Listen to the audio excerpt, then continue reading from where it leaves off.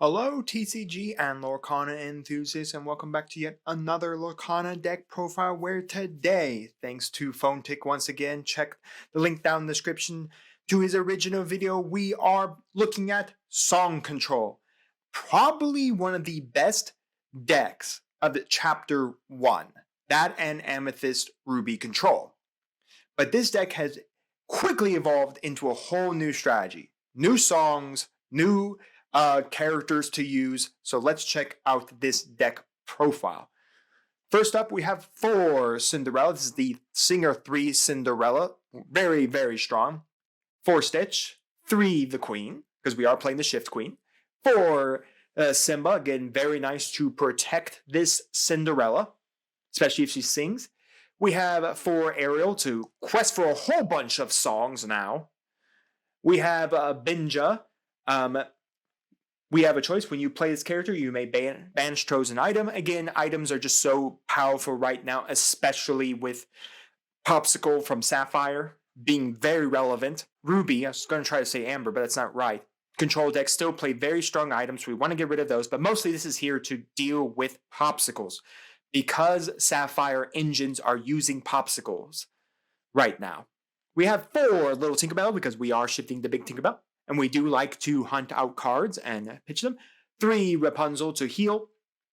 3 of the Queen to shift over the Little Queen to, of course, control board states.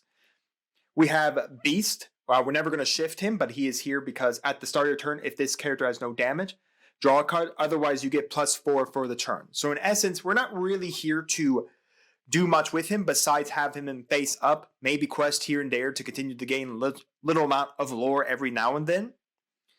But to constantly draw cards, we constantly can see our songs. We have our Stitch here because, again, we have a good selection of guys we can bring in from Simba, Cinderella, Stitch, and the Queen to, of course, utilize the Rockstar component of bringing it in and then exerting it to draw a card. And then we have a big Tinkerbell here to shift over to Tinkerbell to deal that damage. For the songs, as the namesake of the deck goes along, it is Song Control. We have the World's Greatest Criminal. It can be sung on a guy that is someone who can sing for 3 or less. Again, that being, of course, our Cinderella. She can sing all these songs. And then Ariel is a singer 5, so we can sing all these songs. So anyways, we can banish a chosen character with 5 or more power. Let the Storm rage on. We can deal 2 damage to chosen character and then draw a card. And then Strength of a Raging Fire. Deal damage to chosen character equal to the number of characters you have in play. So this really works, synergizes really well with Stitch Rockstar and his ability to just spam the field with guys. Then, of course, we have 4 Whole New World. That's a 2/3/2. 4 Whole New Worlds to quickly pitch our opponent's hand. Again, singing it off Ariel and having our Inkwell completely open to whatever else we need to do is amazing. 4 Grab Your Swords. Still just extremely powerful. Do be mindful that resist decks are running around now, so do be mindful that resist can negate this effect. And then we have the Lanterns because our turn 3 plays can be to bring out our Rockstar Stitch. So in essence, this deck didn't really change all that much. Song Control from Chapter 1 to Chapter 2 has not seen a lot of differences. What it has seen is just different songs that can do good things for it, from just banishing characters to dealing extra damage drawing cards and dealing lots of damage from how many guys you have on the board. Other than that, they only added a few extra different cards from now the Singer Cinderella to the Queen, because dealing with those matchups where we can knock out our opponent's attack power and deal big damage in there is very, very good.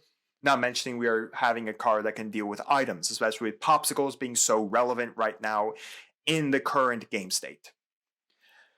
But if you want to change out some cards here, you can easily ignore this Beast altogether. I know for people who want to have cheaper options, you can put in the other singers in here that can sing songs. So those other higher singers that can sing songs at like 5. For instance, that could be like Cinderella. She counts as a singer 5.